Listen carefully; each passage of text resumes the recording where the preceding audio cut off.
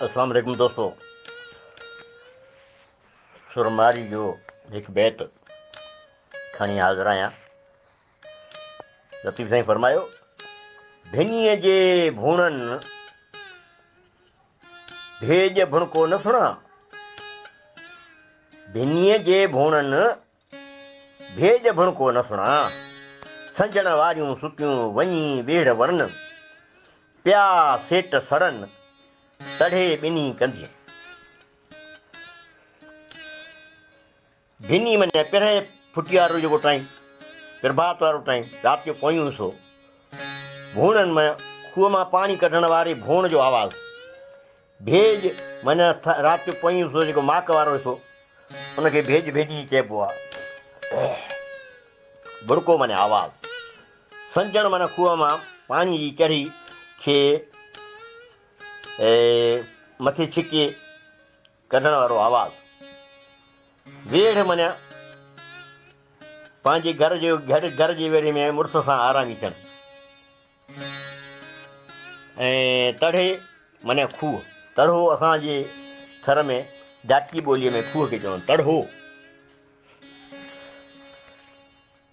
अल्लाह, हिन शाइरीअ खे मुसवरी चइजे, फोटोग्राफी या आरसीअ जो को उनवान ॾिजे, मुशाहिदे जी शाइरीअ को नालो ॾिजे, फ़ैसिलो करणु मुश्किल आहे। लतीफ़ ॼण पंहिंजे पाण खे मारी जे कालब में ढाले पोइ सोचियो हूंदो जॾहिं ही बैत घड़ियो हूंदा। ही अहसास सिरजात उन मारी जे अंदर में हूंदा जेका उमरकोट जे क़ैद में आहे। पर हिन जे अंदर जे एहसासनि जी पाकीज़गी छा त आहे। ऐं वरी मंज़र ईअं ॼण भालवा जे ॻोठ ॼण जागी रहिया हुजनि। इहे मंदर भालवा जे ॻोठ में।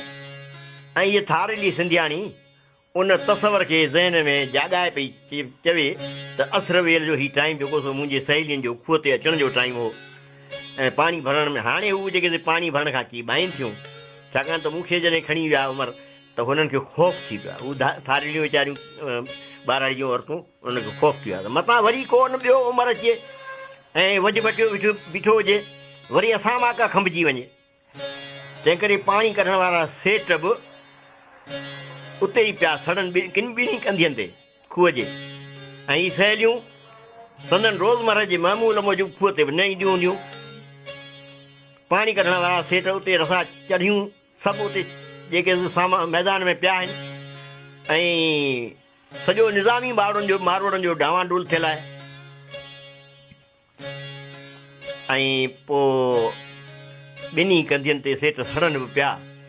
पर हाणे उहे मुंहिंजे हीअं त खंभिजी वञण खां पोइ उहे मारोड़ियूं हाणे वरी राति जे वॻड़े में कोन उथंदियूं, असुर जो कोन ईंदियूं। हाणे वरी जॾहिं सिज उभरंदा तॾहिं ईंदियूं।